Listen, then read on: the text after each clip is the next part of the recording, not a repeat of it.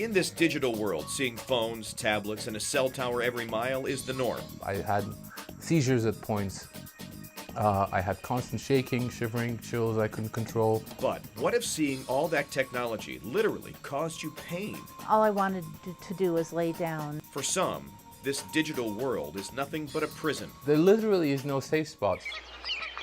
But in Green Bank, West Virginia, digital is not the norm.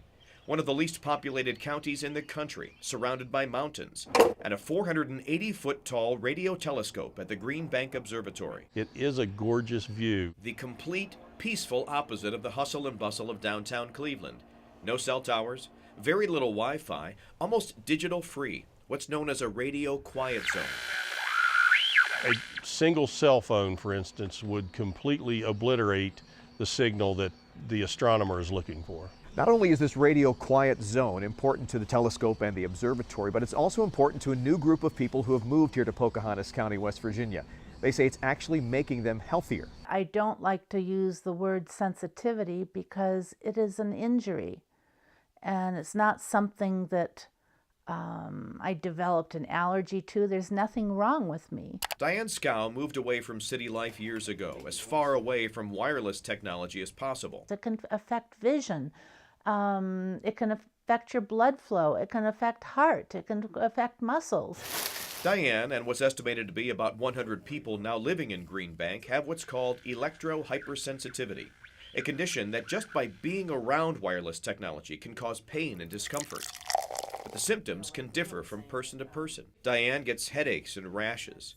Leo had seizures and migraines. Susan has had blisters on her toes and can't even be around lots of electricity, which is why we had to shut off the power for this group dinner at Diane's house. Because of its location and radio quiet zone, Green Bank is the only place in the world that has given this group relief. I've recovered immensely being here. They tell me each time they come up here, they see me getting better and better. But is EHS a real medical condition? We contacted Cleveland's 3 major hospitals and several local universities for an interview about electrohypersensitivity, but each time we were told no one was available, specifically because there just wasn't enough information or research about EHS. In Sweden, EHS is an officially recognized functional impairment. Just this year, a state agency in Maryland recommended that schools go to wired internet service for students instead of Wi-Fi because of concerns for children's health and development.